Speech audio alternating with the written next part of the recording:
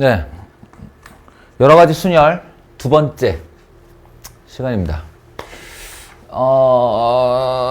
지금 어떻게 흘러가고 있는 중이었냐면 순열이라는 아이가 직순열,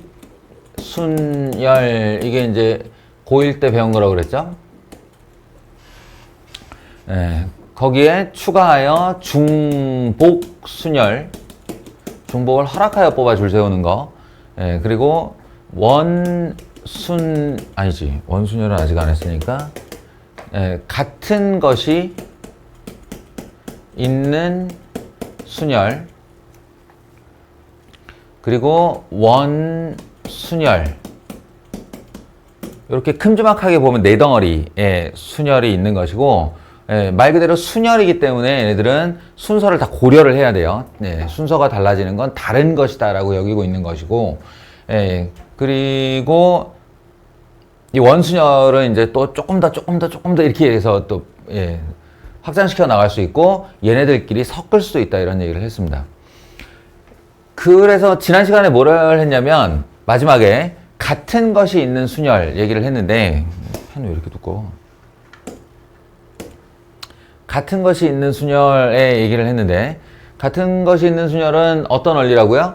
A, B, B. 예를 들어 이런 아이를 줄을 세워서 서로 달라 보이는 것들이 몇 개냐, 서로 다른 줄서기가 몇 개냐 라고 질문을 하고 싶은 건데, 실상은 얘네들끼리 구분이 안 되는 건데, 그걸 구분이 되는 것으로 여겨서, 구분이 된다라고 여기면 오팩토리얼계가 가뿐히 나오니까, A1, A2, A3 다른 거고, B1, B2 다른 거고, 그러면 줄 서봐 몇 개 나와? 그럼 오팩토리얼 120개 나온단 말이야.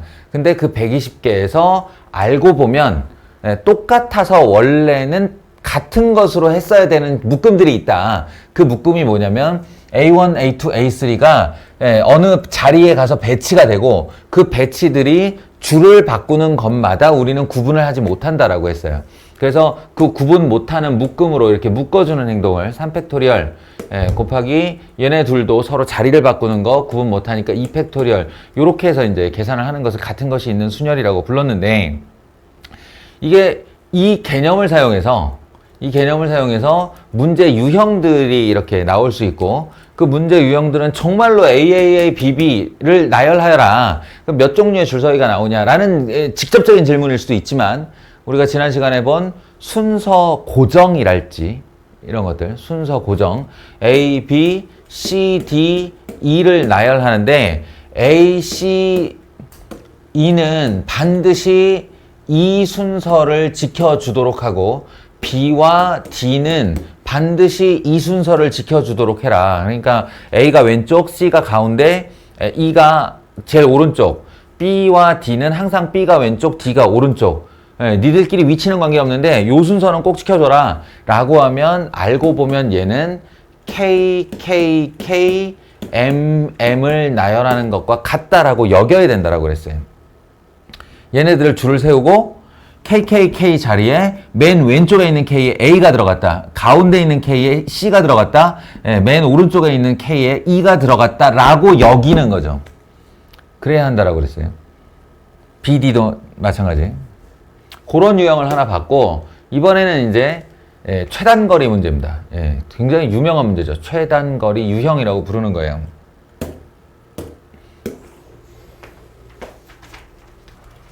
첫 번째 질문은 여기 있는 좌측 하단에 있는 A 출발점으로부터 우측 상단에 있는 B 점까지 가는 최단거리의 방법의 수를 구하라 라고 했는데요.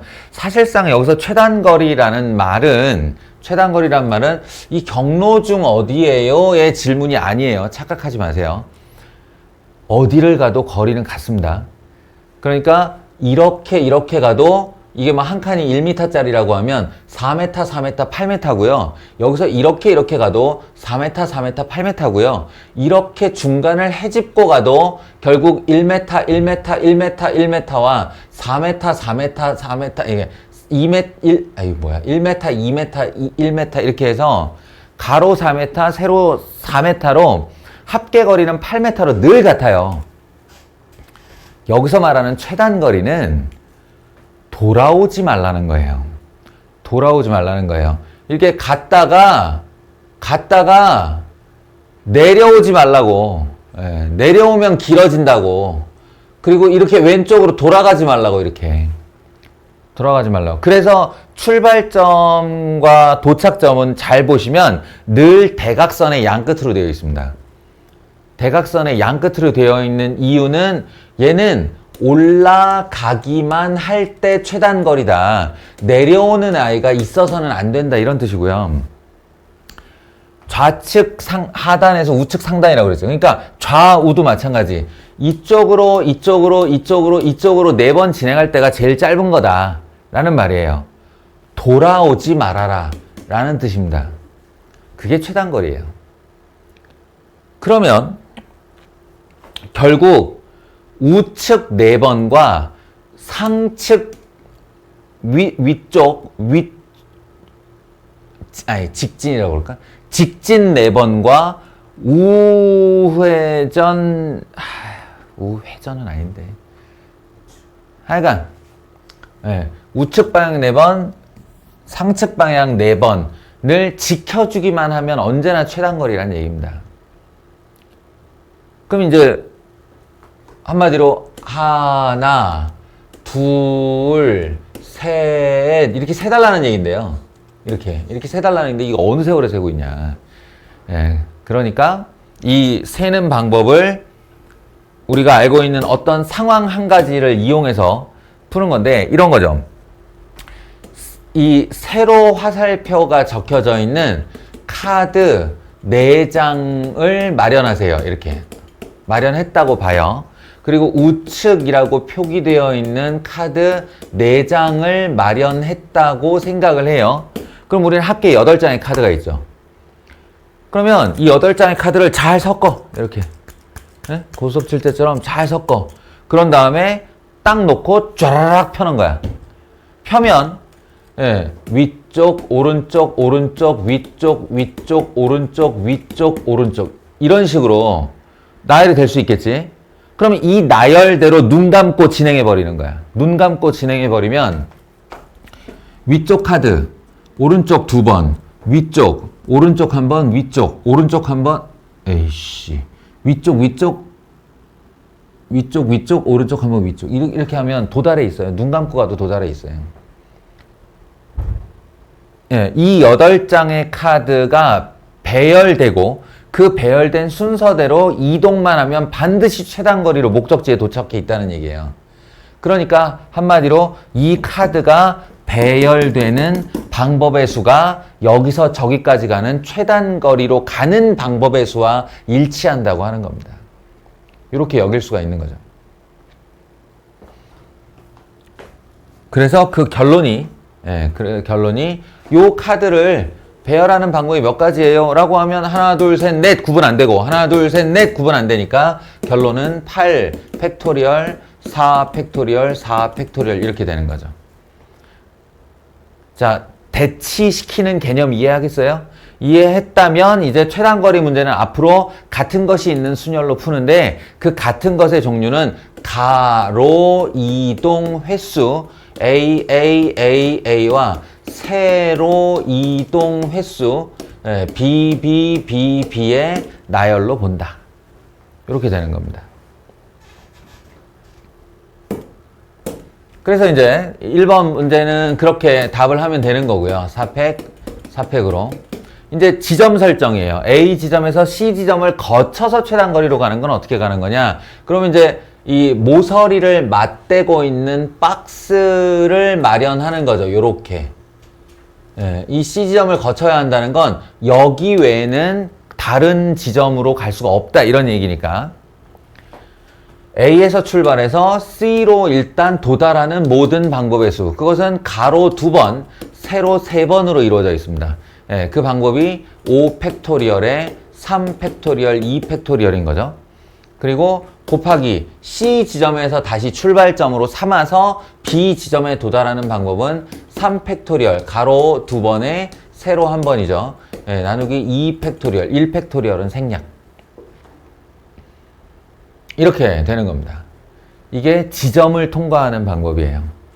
그래서 이 지점 통과 문제를 당신들한테 준 이유 중 또 하나는 뭐냐면, 우리가 제한 조건이 걸렸을 때 지점을 걸어서 이렇게 가는 방법을 보는데, 여기는 C라고 지점을 정했는데요.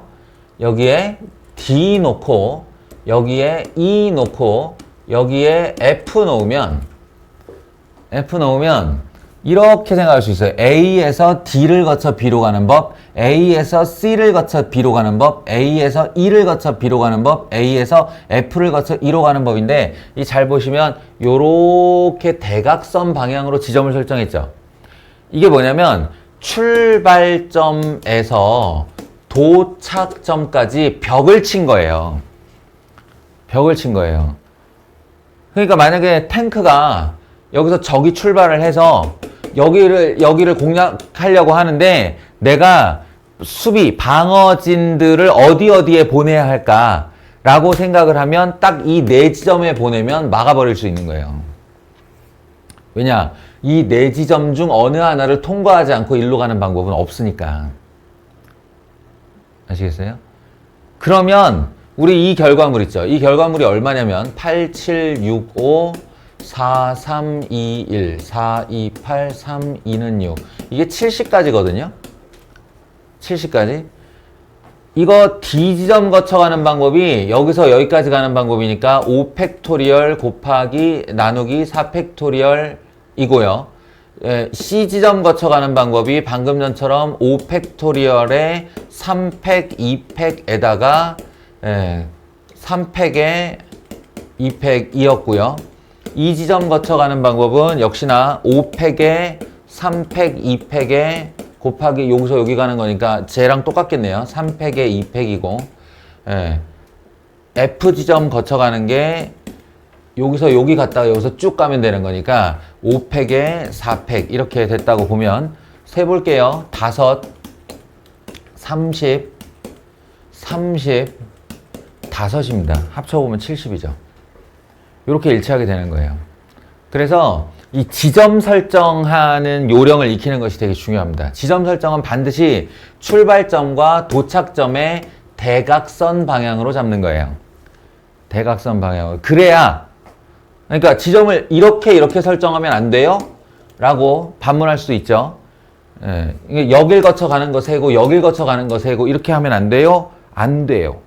왜냐하면, 여기를 가는 길에 이 지점을 거쳐가는 법이 포함되어 있다고. 이러면 중복이 생겨요. 중복이 생겨요. 위로 잡아도 마찬가지고. 그래서 절대로 중복을 생기지 않게 하는 방법이 바로 출발점과 도착점의 대각선 방향으로 잡는 겁니다. 이러면 중복이 안 생겨요.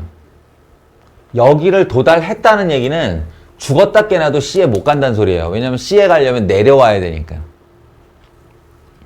이 지점에 도착을 했다는 건 C와 겹칠 수가 없어요. 왜냐하면 E 지났다가 C 지나려면 왼쪽으로 움직여야 되니까요.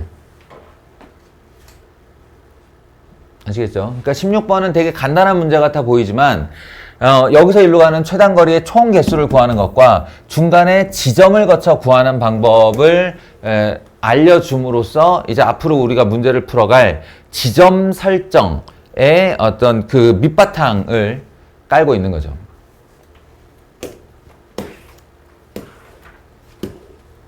뭐 같은 문제고요. 그래서 이제 18번의 경우를 얘기하자면,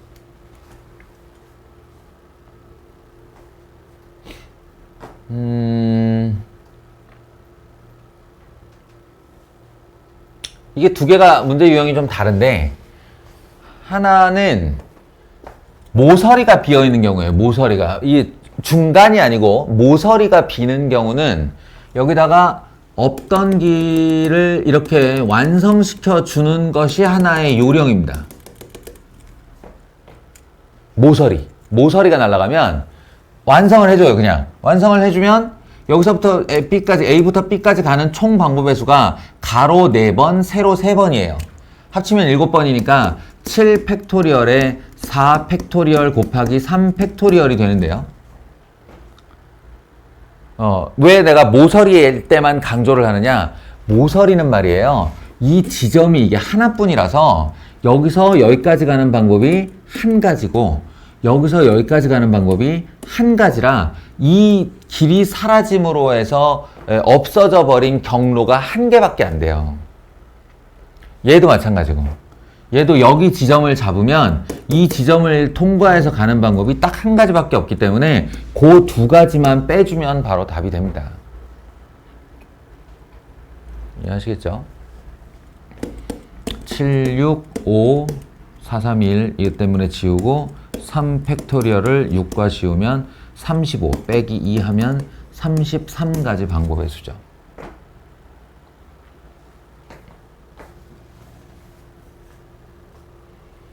그리고 여기는 이제 최단거리란 말에서 엿볼 수 있는 게 이게 직각으로 움직일 때는 이렇게 가는 경로와 이렇게 가는 경로의 길이가 똑같기 때문에 어디를 해도 똑같아 이렇게 얘기를 하는데 요건 얘기가 다르죠.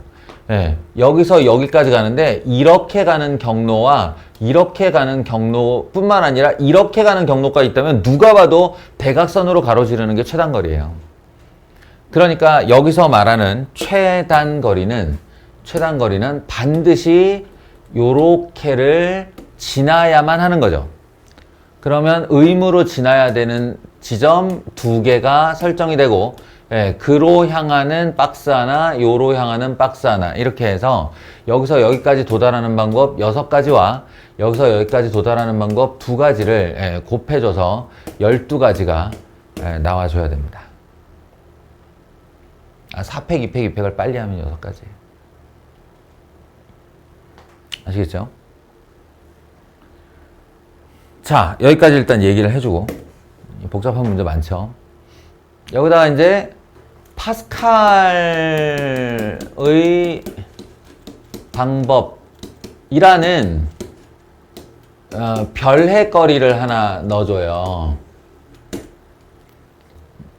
별 얘기 아니야. 이게 파스칼이 그 파스칼 맞아요. 그죠? 압력 얘기하는 뭐 태풍의 중심기압 헥토파스칼 할 때 그 파스칼 맞아요.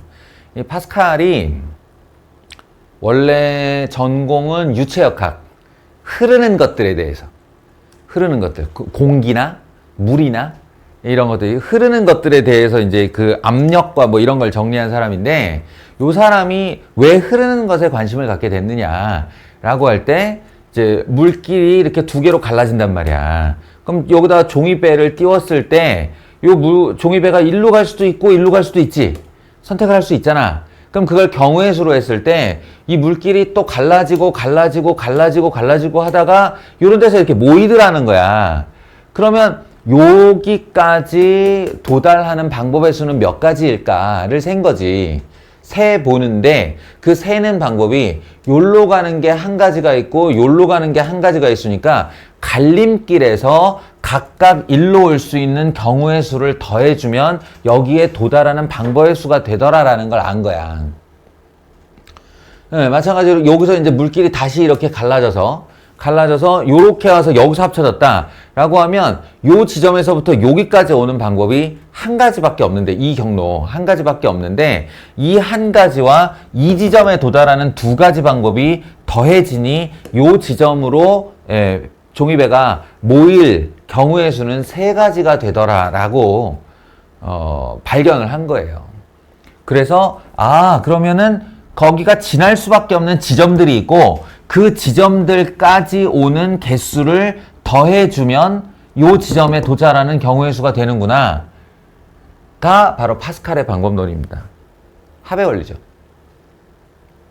그래서 이거를 이렇게 이제 비정상적으로 보이는, 그냥 정상적으로 박스 딱 쳐가지고 같은 것을 포함한 순열로 해결할 수 있는 애가 아니라 이런 식으로 뭔가 변형이 가해진 경우에 그냥 빠르게 하는 또는 검산 정도의 용도로 쓸 수 있겠다 이런 거예요.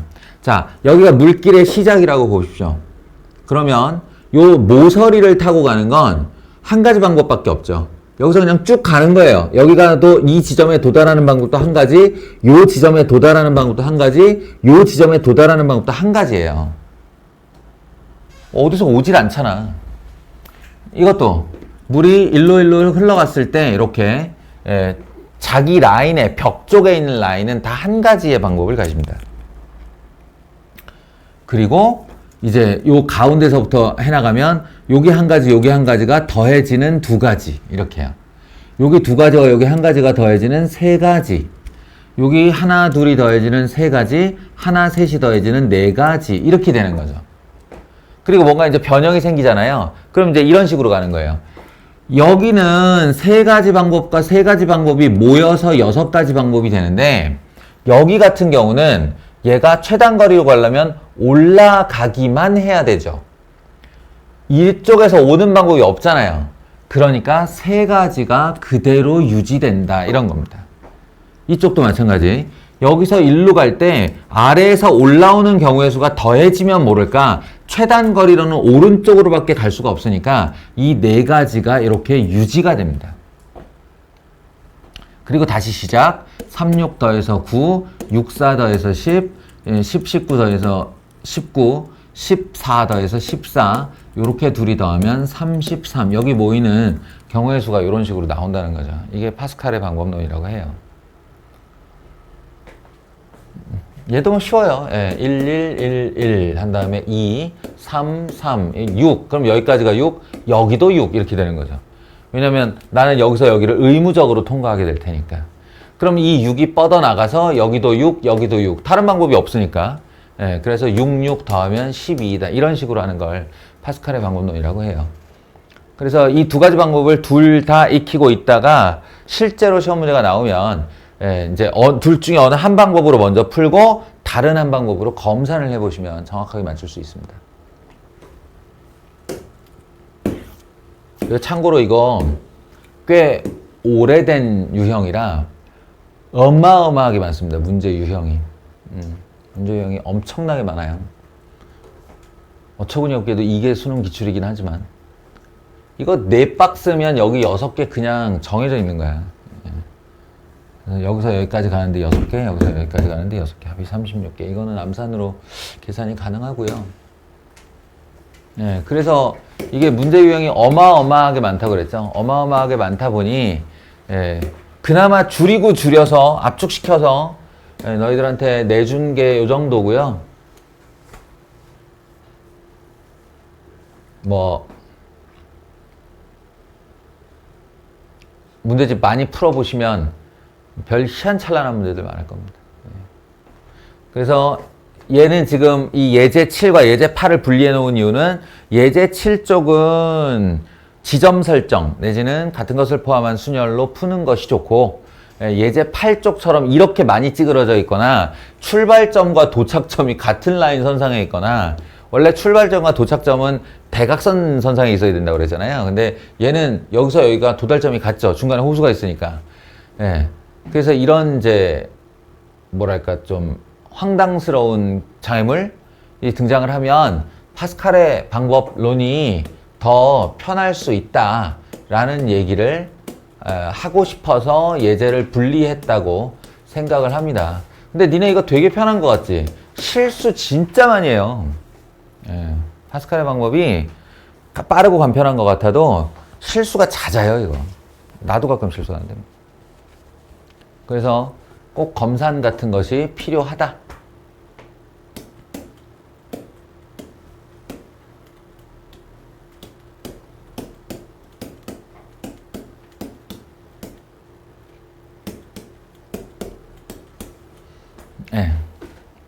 이제 해보세요.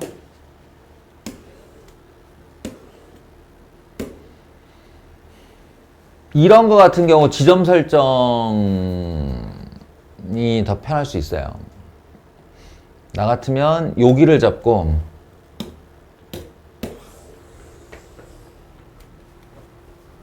단순 무식하고 빠르게 나열하는 데는 거기서 뭐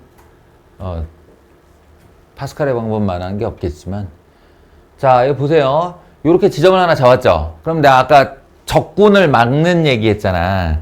적군을 막으려면 여기서 여기를 지킬 때, 가는 걸 지킬 때 이 탱크가 절대로 그냥 통과할 수 없게 지점을 잡는 거예요. 그러니까 여기를 잡았으면 반드시 요 박스의 같은 대각선상인 여기를 잡으셔야 돼요. 이렇게. 그리고 여기를 잡는 겁니다. 이렇게. 중복 없이 빠짐없이. 중복됨 없이 빠짐없이. 이게 중요해요. 그래서 1번 지점, 2번 지점, 3번 지점으로 설정해 놓고 경우의 수를 더해 볼게요. 그러면 여기서 여기까지는 한 가지 곱하기 여기서 여기까지가 다섯, 넷, 다섯 가지. 빨리 하면 이렇게 됩니다.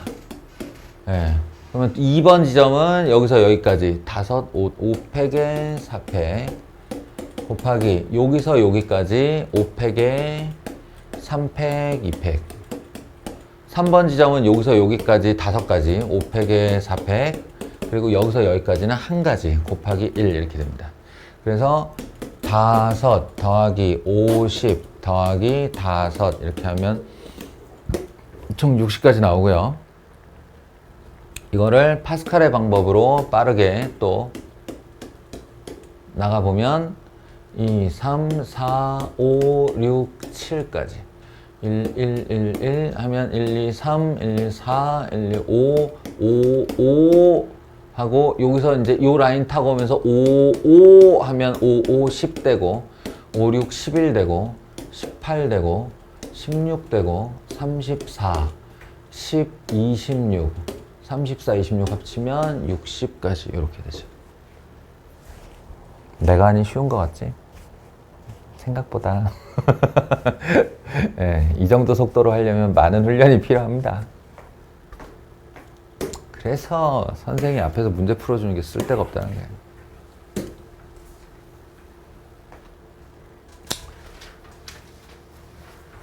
자, 그 다음은 이제 원순열 얘기를 해야 됩니다. 원순열 개념 설명 좀 하고 갈게요. 이게 오래 걸려서 시간을 좀 확보하려고 했던 거예요. 네, 원순열 할게요. 이게 너희가 두고 봤으면 하는 영상이라서 조금 깊이까지 설명을 하겠습니다. 원순열 할 때 이 원은 일종의 상징이에요. 그러니까 진짜 원을 생각하면 안 돼. 네, 원이라는 것이 상징하는 바가 뭐냐라고 하면 네, 기준이 없다예요. 원은 시작도 끝도 없죠. 그래서 도니까. 그러니까 우리가 이런 생각을 한번 해봐. 직순열을 배울 때, 아이고.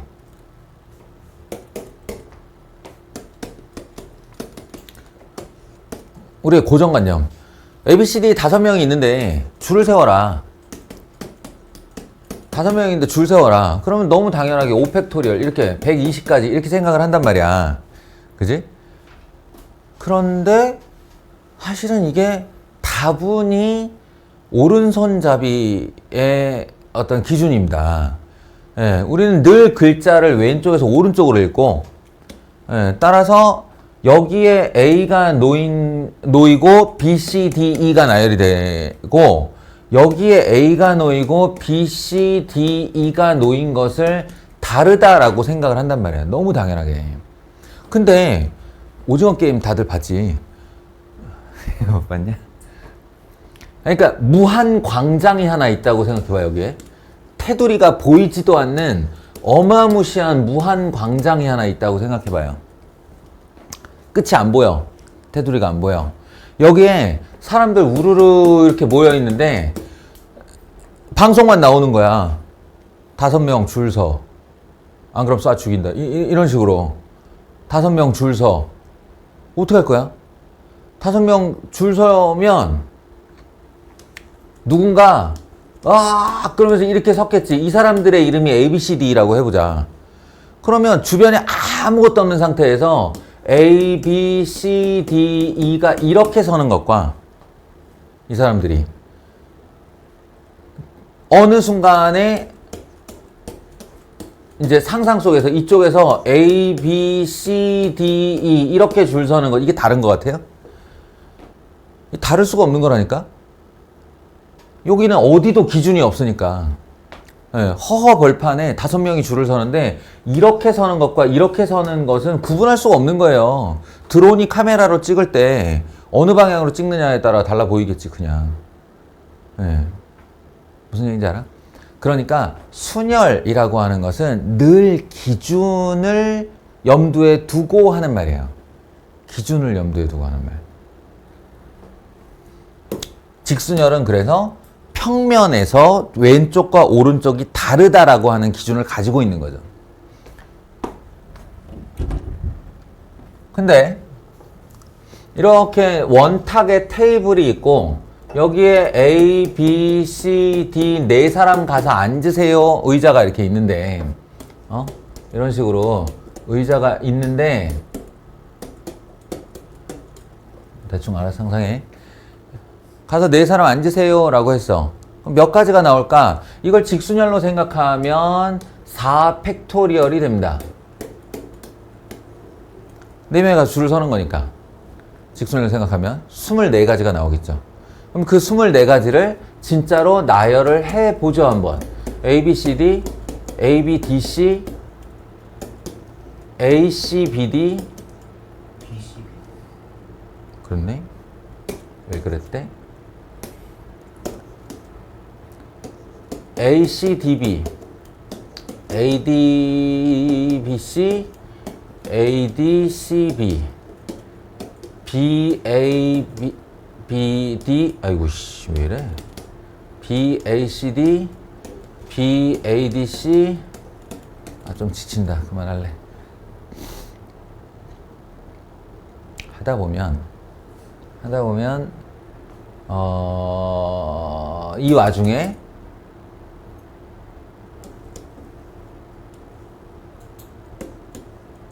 이거 반드시 다른 애로 나오겠죠. 그죠?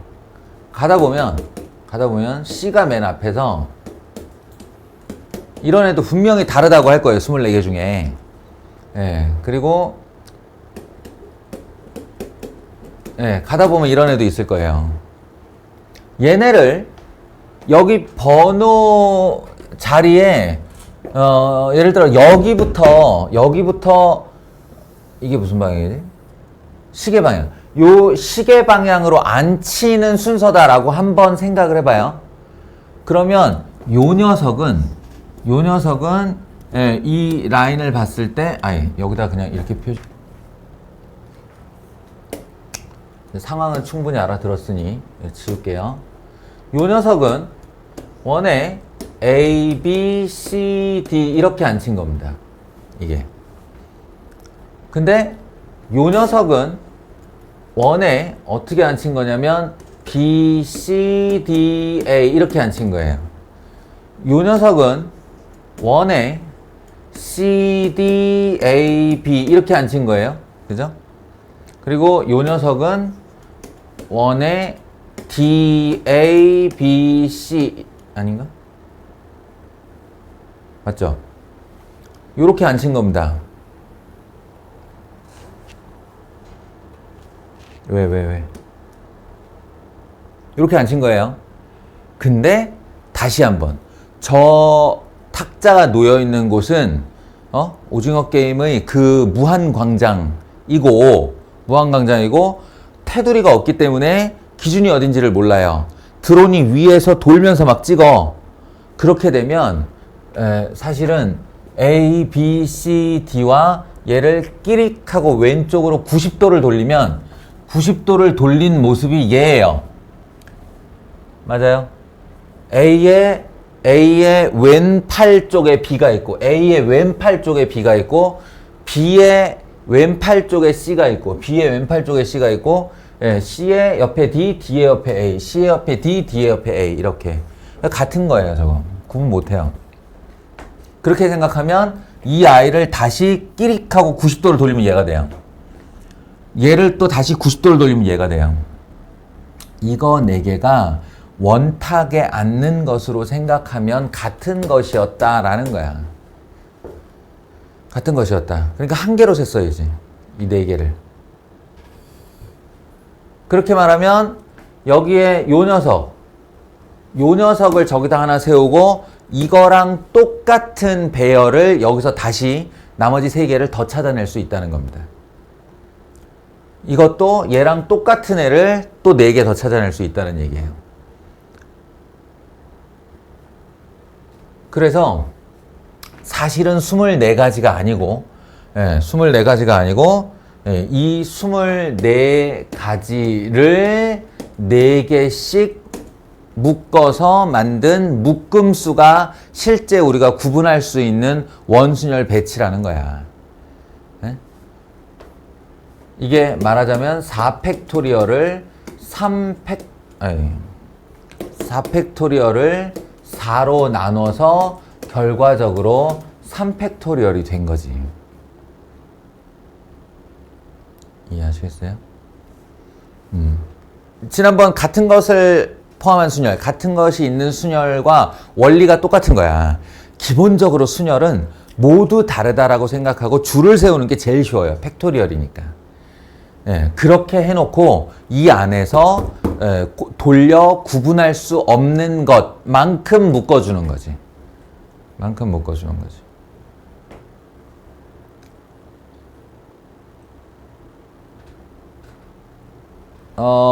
그러니까 만약에 원이라는 건 의자를 놓을 수 있을 만큼 놓는 거기 때문에 여기가 4자리가 있었다 라고 하면 4팩토리얼을 4로 나누고 3팩토리얼이 되는 거고, 여기 하나, 둘, 셋, 넷, 5명을 앉혔다. 그럼 5팩토리얼을 5개로 나누고 4팩토리얼이 되는 거란 말이지.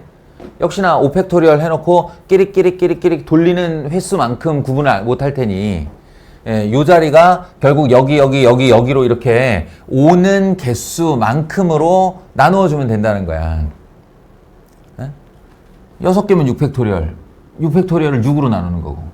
그러니까 결국 그것을 일반화시켜보면 여기에 n개의 원소가 있고 n개의 자리가 있고 그 n개를 앉혀놓고 서로 다르다고 생각한 다음에 구분할 수 없는 것으로 나누어주면 결과는 n-1 팩토리얼이 된다. 그래서 너희가 이제 개념서 첫 장에 써 있는 게 이 말이에요. 그런데 요렇게만 해서는 이제 충분한 이해가 될 수 없고요. 요거를 바라보는 또 한 가지 방법을 말해줄게요. 그렇다면 결국 그 A라는 애를 기준으로 생각했을 때 아까 A라는 애가 여기하고 여기 이렇게 나열이 되고, 다시 A가 여기에 오고 여기 나열이 되고, A가 여기에 오고 여기 나열, 또 하나는 A가 여기 오고 여기 나열되는 그 순서가 똑같으면 우리가 같은 것으로 취급한다는 얘기잖아. 그렇다면 반대로 말하면 A를 여기에 두고 나머지를 배치하는 모든 경우의 수는 A를 여기에 두고 나머지를 배치하는 모든 경우의 수와 각각 일치하는 배열을 다 하나씩 찾을 수 있다는 얘기가 되네. A가 여기 있을 때도 마찬가지고 여기 있을 때도 마찬가지고, 한마디로 이 개수를 다 버리면 된다는 얘기예요. 똑같은 것들이니까 결국. 그러면 A라는 아이를 이 자리에 고정, 이걸 기준 고정이라고 해요. 고정.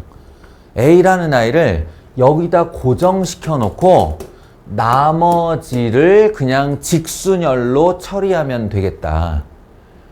왜냐하면 기준이 생겼으니 이제 더 이상 얘는 원탁이 아닌 거예요. 이 기준은 누가 들어와도 관계없고 어디를 설정해도 관계없습니다. 그러니까 얘로 세면 안 돼요? 되지 왜 안 돼? 요걸로 세놓고 나머지를 다 지워도 되는 거잖아요. 그러니까 이 원순열을 세는 또 하나의 방법이 뭐냐면 바로 기준 곱하기 기준이 놓일 자리 곱하기 나머지 아이들의 직순열, 이렇게 되는 거예요. 기준의 자리.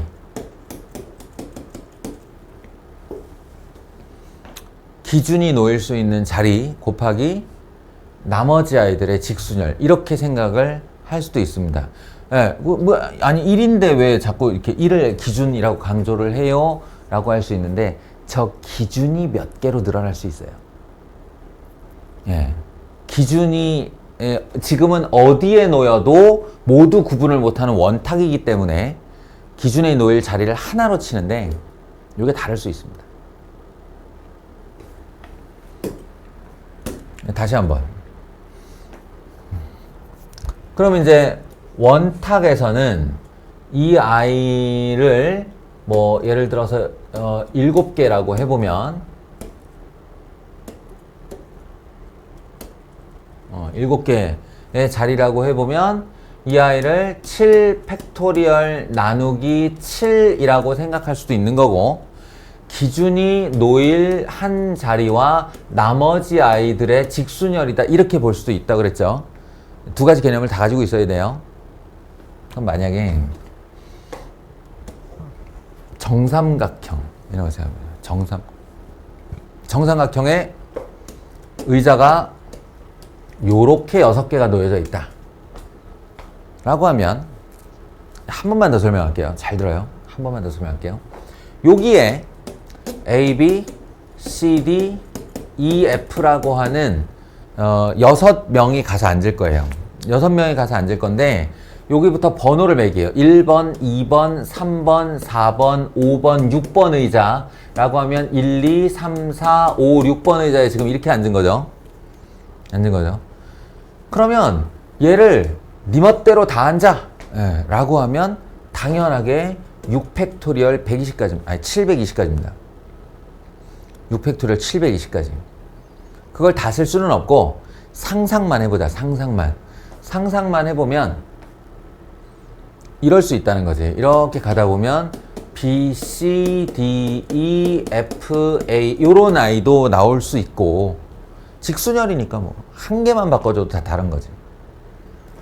가다 보면 C, D, E, F, A, B도 나올 수 있고, 가다 보면 D, E, F, A, B, C도 나올 수 있고, E, F, A, B, C, D도 나올 수 있고 그렇다는 거예요.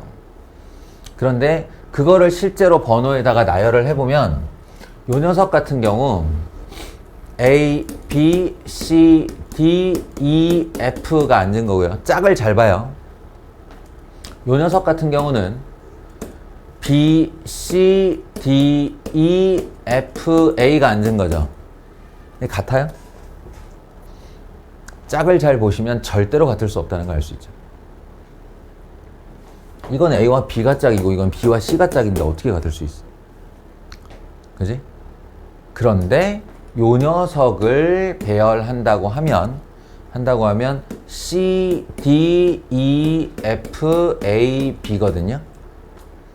근데 요 배치는 잘 보시면 요 아이를 끼릭 하고 돌린 거예요.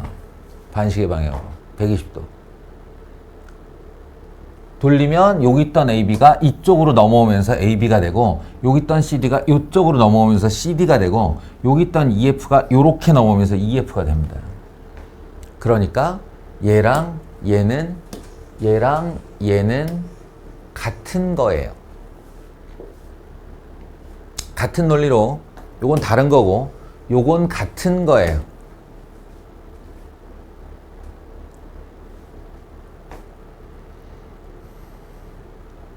잘 보시면 패턴이 나오죠. 뭐예요?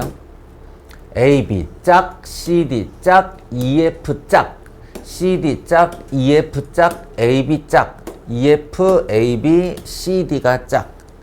짝을 지키는 선에서 밀고 돌아 들어오고 밀고 돌아 들어오면 이렇게 되는 거예요. 한마디로 순환의 개념인 거지. 도는 거야. 여기서 한 번만 더 밀잖아? 한 번만 더 밀면 A, B, C, D, E, F라서 얘로 돌아와요. 무슨 얘기인지 알겠어요? 아까는 니네가 눈치를 챘는지 모르겠지만 이 원순열에서는 A, B, C, D, E, F 밀고 뒤로 돌아서 A, 밀고 뒤로 돌아서 B, 밀고 돌아서 C 이렇게 되는 애들이 총 6개였던 거야. 그렇게 해서 6순환. 똑같은 게 6개다 그래서 6으로 나눴던 거고, 지금 7명이면 7개 돌리는 방향으로 7개씩 같은 게 묶일 거예요. 근데 얘는 어땠냐? 얘는 요렇게 여기서 하나를 미는 걸로는 하나 밀고 A가 돌아 들어오면 얘거든. 얘는 짝이 달라서 다른 애란 말이야. 근데 거기서 하나를 더 밀면 이 짝들이 지켜지면서 A, B 짝이 뒤로 돌아와서 이렇게 오는, 이거는 같다 라고 한다면 이거 3개가 저기서 같을 수 있는 유일한 애들인 거죠.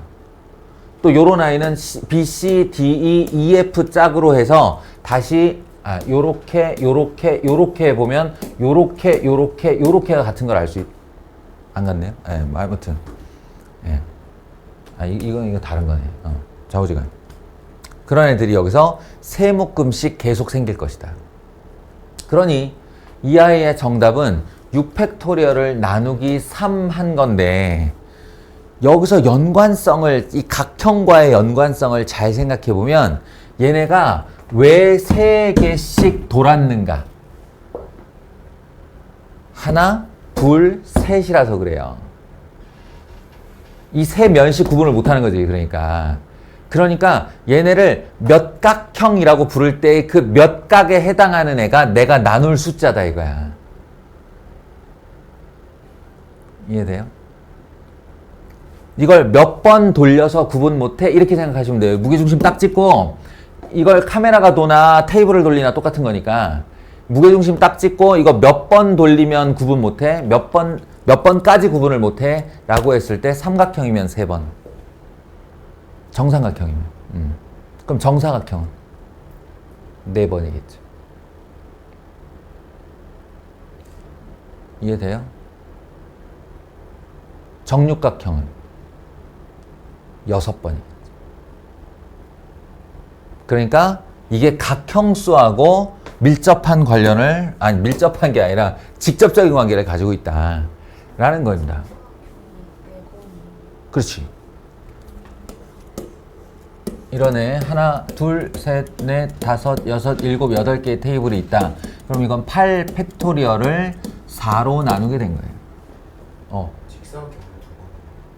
직사각형은 이게 대칭하여 돌려 구분할 수 없는 것의 개수인데, 직사각형 같은 경우는 하나, 둘, 셋, 넷, 다섯, 여섯, 일곱, 8 하면 이 아이를 돌렸을 때 세로로 돌리면 이렇게 서버리잖아요. 그건 구분이 되잖아. 그러니까 구분이 되지 않는 건 여기서 이렇게 돌리는 것밖에 없지. 180도. 그러니까 이렇게 해서 돌린다고 생각을 합니다. 이렇게 해서. 그래서 얘는 8팩토리얼을 2로 나누게 되는 거예요. 정삼각형은 6팩토리얼을 3으로 나누게 되는 거고, 정육각형은 이렇게 보신 다음에 돌려보면 돼요. 그럼 몇 개까지냐? 인 거니까, 예를 들어 이렇게 있다고 하면 얘는 12팩토리얼을 6으로 나눈 결과가 됩니다. 그럼 이제 다시 원론으로 돌아와서, 그럼 원은요? 원은 왜 n으로 나눠요? 원의 다른 이름이 뭐더라? 모르나?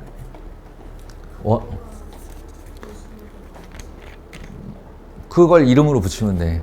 정무한각형이에요. 원의 다른 이름은 정무한각형이라, 원은 거기 놓인 사람 수만큼의 각형수를 가져요. 정각형으로. 그러니까 사람이 n명 놓였다라고 하면 n각형이 되는 거죠. 그냥 전n각형이 되는 거죠. 이해되겠어요? 그러니까 단순히 원수열은 n개를 세울 거면 하나 빼서 팩토리얼이야, 이렇게 기억하시면 안 돼요. 원이 독특한 아이예요. 사실은 원이 독특한 아이라 얘가 정무한 n각형이다 보니 n명이 설 때는 걔가 n각형으로 변하면서 n으로 나눠주는 건데, 이게 정삼각형이 되면 3으로, 정사각형이 되면 4로, 정육각형이 되면 6으로, 그리고 직사각형이 되면 2로 나눠주는 겁니다. 그리고 이걸 또 다른 방식, 아까 기준이라는 것이 있었죠. 기준을 두고 나머지를 직순열로 만들자. 가능해요. 자, 근데 문제는 여기에 기준 이렇게 놨어요. A라는 아이를 여기다 빡 박았어. 그럼 여기에 기준이 생겼기 때문에 이제 나머지 5명은 직순열이 되는 거야. 그러니까 기준을 여기다 두었을 때 5팩토리얼계의 서로 다른 개수가 나와요. 근데 문제는 이게 평면도형이고 면이기 때문에 평면도형이고 이게 하나의 라인이기 때문에 그 라인의 오른쪽에 앉았냐 왼쪽에 앉았냐는 구분이 돼버리는 거지. 짝이 달라지는 거예요. 짝이. 그래서 여기에 기준 2가 생기고요. 그 기준 A라는 아이를 여기 뒀냐 여기 뒀냐는 완전히 다른 케이스가 되는 거고 요 케이스에 대하여 다시 5팩토리얼계가 나옵니다. 그럼 총 경우의 수는 5팩토리얼 더하기 5팩토리얼이 되죠. 2 곱하기 5팩토리얼. 2 곱하기 5팩토리얼. 그게 이 계산을 하면 6팩토리얼을 다른 말로 어떻게 쓸 수 있지? 6 곱하기 5팩토리얼로 쓸 수 있죠. 그 6만 3으로 나눠주면 2 곱하기 5팩토리얼. 지금 설명한 내용이 돼요. 이해되겠어요? 이것도 기준 몇 개야? 기준이 2개죠. 기준 1, 기준 2 이렇게. 왜냐면 이쪽으로 넘어가면 어차피 기준 1과 구분이 안 된단 말이야 얘는. 기준 2와 구분이 안 돼요 이거는. 그러니까 기준을 A라는 아이를 갖다 놨을 때 구분이 되는 것이 기준이 놓이는 개수야. 예, 그러면 총 12명인데 기준 1에다가 사람 놓고 돌려. 그러면 11팩토리얼 나오는 거고 예, 기준 2에 11팩토리얼 나오는 거고 이것의 결과는 2 곱하기 11팩토리얼이라 하는 거죠. 역시나 마찬가지 12팩토리얼을 12 곱하기 11팩토리얼로 쓴 다음에 6으로 12를 나눠주면 돼요. 그럼 얘도 대충 이해가 되죠? 이거 연산 먼저 해볼까? 연산을 먼저 하면 얼마야? 8 곱하기 7팩토리얼 2로 나누면 4 곱하기 7팩토리얼이죠. 그럼 이게 의미하는 게 뭐겠어요? 기준이 놓였을 때 구분이 되는 애들 누구냐? 하나, 둘, 셋, 네 자리 다 구분이 돼요. A가 어디 놓였냐에 따라서.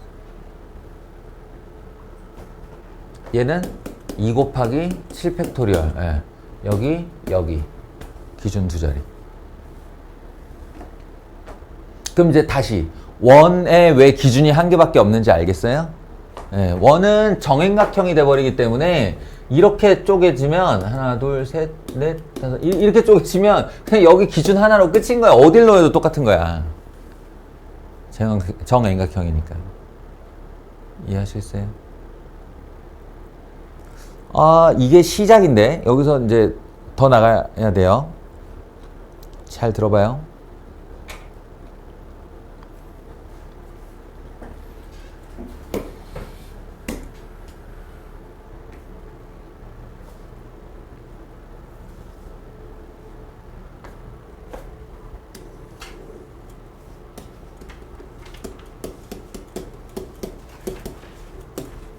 원순열에서 A, B, C, D 이렇게 있는 애와 A, B, C, D는 다른 애였죠. 이건 분명히 다른 애예요. A라는 기준을 두고 보면 A의 오른쪽으로 B가 있는 애와 A의 왼쪽으로 B가 있는 순열은 다른 순열이니까. 예, 그래서 얘의 총 개수인 3팩토리얼 6개 중에 2개를 차지하는 애가 얘와 얘가 각각 있습니다. 근데 그건 어디까지나 원탁일 때 얘기지. 원탁. 탁자는 뒤집어서 쓸 수가 없으니까. 근데 이게 저거고 고무줄이고 이게 보석이라고 생각해봐요. 이렇게 보석을 매달아서 팔찌를 만들었어. 고무줄에 보석을 매달아서 팔찌를 만들었어. 소위 말하는 염주예요, 이게. 염주. 이 염주는 말이에요. 이 아이를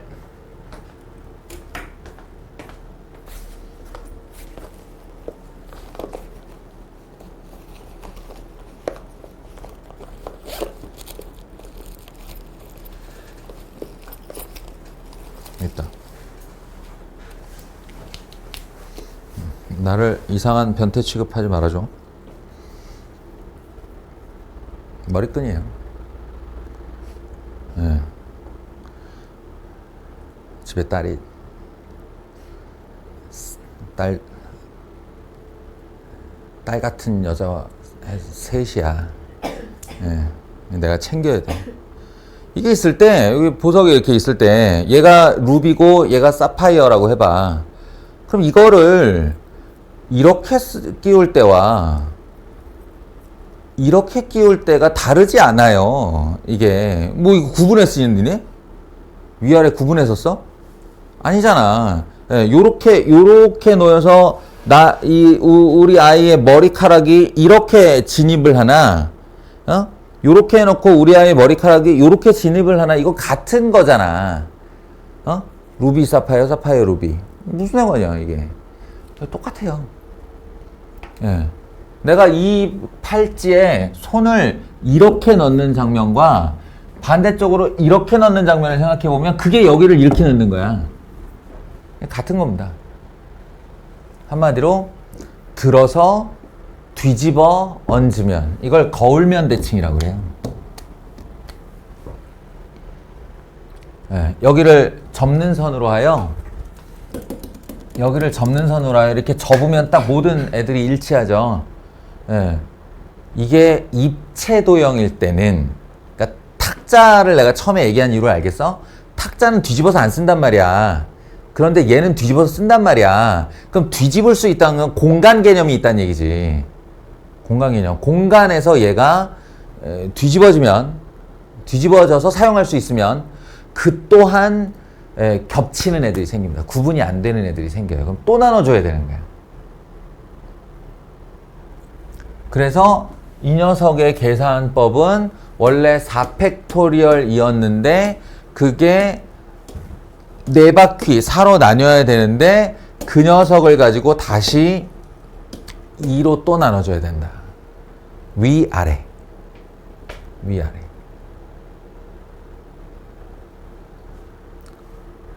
이런 걸 이제 염주순열이라고 부르는데요.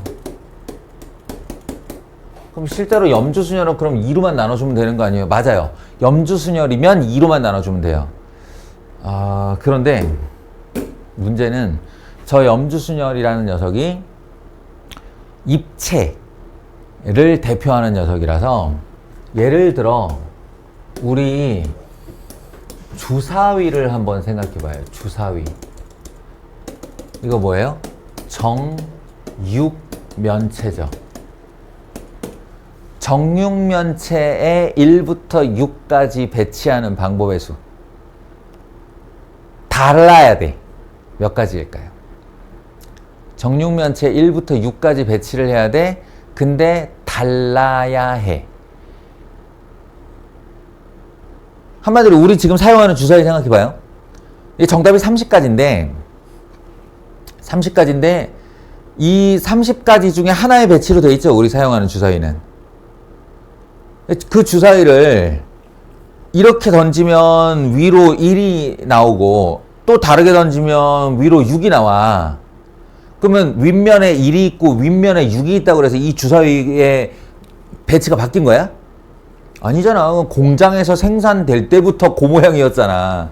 한 가지 배치라고요. 한 가지 배치. 한 가지 배치가 던지면 윗면도 어떨 때는 1 나오고 어떨 땐 4 나오고 어떨 땐 6 나오고, 내 정면에 보여지는 면에 어떨 땐 2가 보이고 어떨 땐 3이 보여. 같은 1이라도. 윗면이 같은 1이라도 어떨 땐 2가 보이고 어떨 땐, 왜? 이렇게 도니까. 이렇게도 도니까. 그러니까 위아래로도 돌고 옆으로도 돌고.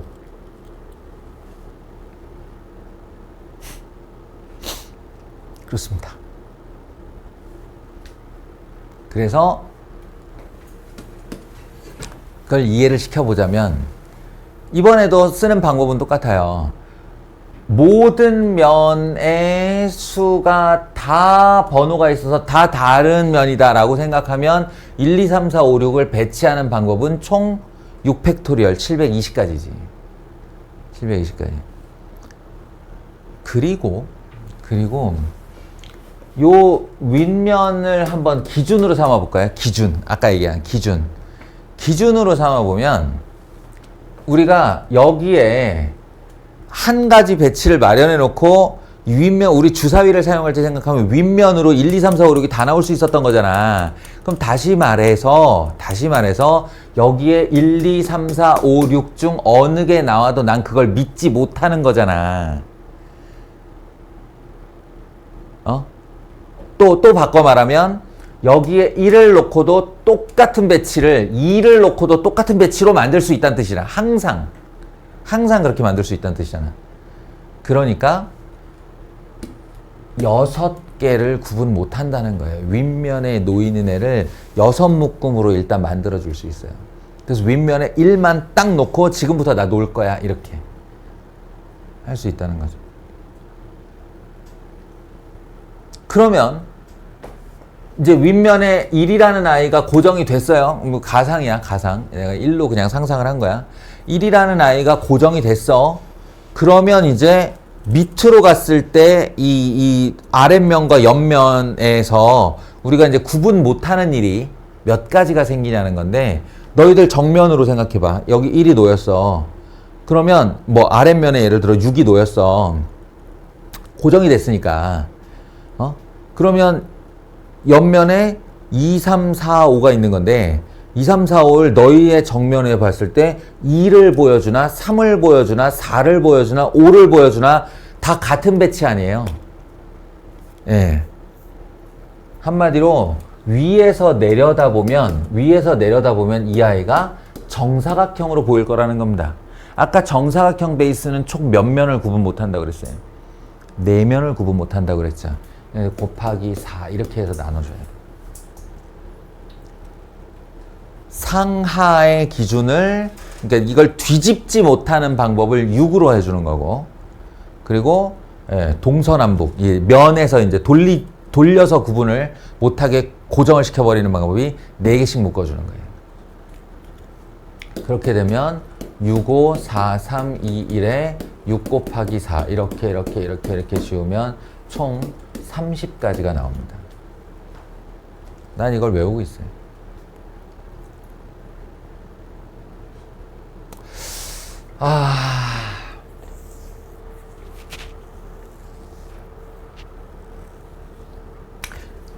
지금은 좀 황당할 거예요. 그죠? 잘 이해를 못할 거예요.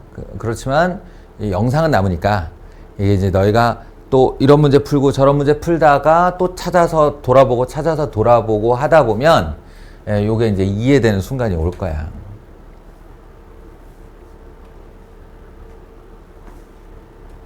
이런 방법도 있고요. 이제 구분 못하는 것으로 나누는 방법이 있고, 또 하나는 아까처럼 아예 기준을 주고 버려버리는 방법이 있어요. 예.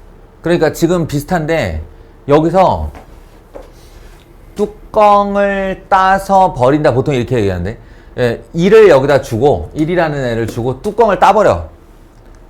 그러면 사실은 얘가 이렇게 그릇이 되는데, 그죠? 상자, 뚜껑이 없는 상자가 되는 거죠. 이렇게 뚜껑이 없는 상자가 되는데, 이 뚜껑이 없는 상자면 총 5면이 있잖아요. 이 5면은 옆면을 세워놓고 숫자를 배치하나 여기를 칼질을 다 해가지고 이렇게 해서 전개도를 만들어서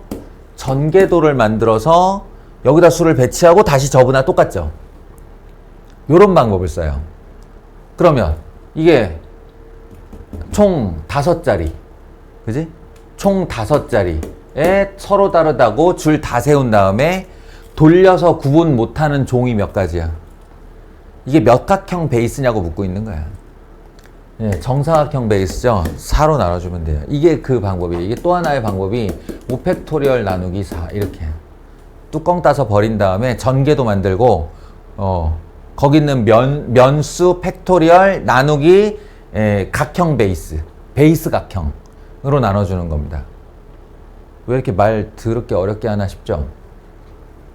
왜냐면 이런 아이가 주사위를 쓸 수 있는 애가 정사면체가 있고요. 정육면체가 있고요.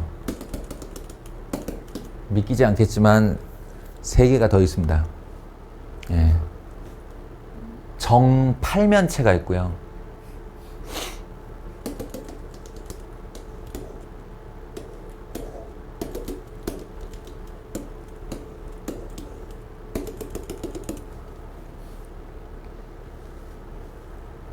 이게 못 그리겠는데 정 12면체와 정 20면체가 더 있습니다. 그래서 하는 얘기예요. 자, 방금 전에 썼던 요령을 똑같이 씁니다. 보세요. 뚜껑 따서 버리고 펼치면 총 6면이 5면으로 줄어들고 그것이 펼쳐졌을 때 자신의 베이스를 이루는 각형수로 나누는 거예요. 한마디로 이걸 구성하고 있는 도형수로 나누는 거라고. 그러니까 이 아이는 이 뚜껑이 없으니까 밑바닥을 따야겠지. 밑바닥을 따서 버리고 펼치면 총 3면이 나오겠죠. 네, 3면을 자신의 베이스 각형으로 나눠주면 됩니다. 얘는 삼각형 베이스니까, 정삼각형 베이스니까. 이것도 이렇게 쓸 건 아니고 여기 이렇게 눕혀서 쓸 건데, 뚜껑을 따요. 총 8면체에서 뚜껑을 따면 몇 면이 남아요?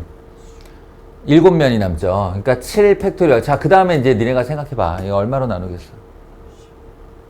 얼마로? 아니, 얘를 이루고 있는 기본 베이스 도형이 뭐냐고. 정삼각형. 요거 2개는 이제 안 나온다고 보는데, 여기는 12면체는요, 정오각형으로 되어 있어요. 그리고 정20각형은 정삼각형으로 되어 있어요. 그것만 알면 돼요. 그러면 자, 12면체야. 뚜껑 따서 버리면 몇 면 남아? 11 팩토리얼의 베이스 각형이 몇 개라고? 네, 오각형이라고. 이거는 그럼 자동빵 19에 나누기 3. 요렇게 패턴화 시키면 편하다 라는 겁니다. 난 이걸 이해시키려고 너희에게 최선을 다해서 앞에 설명했고, 그 이해도와는 별개로 이제 이 정다면체에 대한 요령이 생기는 거예요. 요령이 어떻게 생겨? 예, 뚜껑의 기준을 주고 따서 버리고 펼치면 돼요. 뚜껑 버린다가 이제 상하 고정이고, 예, 그걸 따서 펼치면 평면 도형으로 만드는 거지. 그러면 이제 원순열로 바뀌는 거예요. 원순열로. 한마디로 그냥 돌려서 구분 못하는 게 몇 종이지, 이것만 딱 생각하면 돼요. 그럼 지가 이루는 베이스 각형수로 나눠주는 거예요.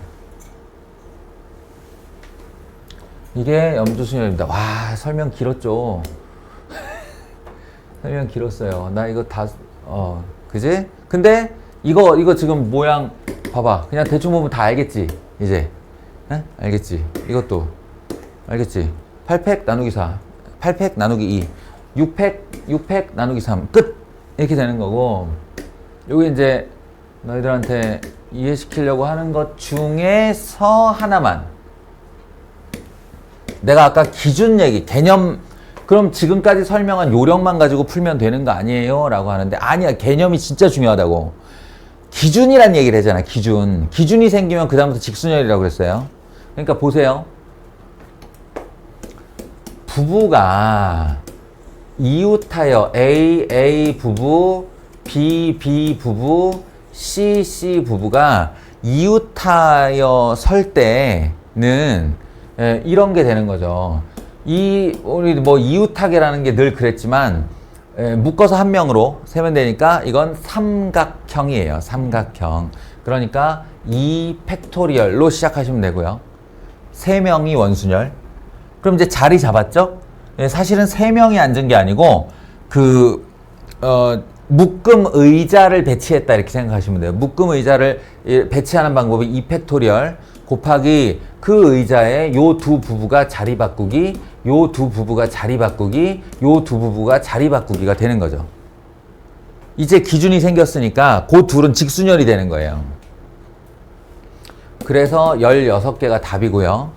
2번 부부끼리 마주보고 앉는다 이런 거예요. 부부가 마주 앉아야 해. 근데 다시 한번 얘기하지만 B, B, C, C 이렇게 마주 앉을 건데 이게 테이블을 돌릴 때마다 A, A가 마주보는 장면이 여기서 생기든 여기서 생기든 우리는 그걸 구분할 수 없기 때문에 요 A, A 부부 하나가 기준을 제공해 버리는 거예요. 기준이 된다는 뜻은 경우의 수에 참여하지 못한다는 뜻이에요. 걔네를 어디 세우든 한 가지로 세라 이런 거죠. 그리고 이 두 부부 때문에 기준이 생겼으면 그 다음 나머지는 직순열이 된다 라는 건데, 예를 들어 어떤 B라는 남편이 있다고 합시다. B라는 남편이 올 수 있는 자리가 몇 가지인가요? 4가지죠. 이해돼요? 이 B라는 남편 직순열이 됐기 때문에 이제 이 4자리가 다 다른 자리가 돼요. 그래서 B라는 부부의 남편이 올 수 있는 자리는 4가지. 그러면 그 부인이 올 수 있는 자리는 1가지죠. 왜냐면 남편의 맞은편에 앉아야 되니까. 그럼 자리 몇 개 남았어요? 2개 남았죠. C라는 부부의 남편이 앉을 자리는 몇 가지 남았어요? 2가지. 그리고 그 부인이 앉을 자리는 1가지. 그래서 이 답은 8가지가 되는 겁니다. 이게 기준에 대한 생각이 되게 중요하다고 그러니까 원순열 풀 때는. 알겠습니까? 예. 광활한 경우의 수의 세계에 진입하신 것을 축하드리고요. 이 이후로도 이제 문제 확장이 쫙 될 겁니다. 이제 맛배기 봤다 라고 생각하고, 예, 다음 주부터는 조합을 할 겁니다. 조합. 예, 그러니 또 바이블 기준으로 조합 공부 해오세요. 채점하고 오답하는 시간을 줄여줄 수 있으면 제가 할 수 있는 말의 양이 점점 늘어납니다. 도와주세요.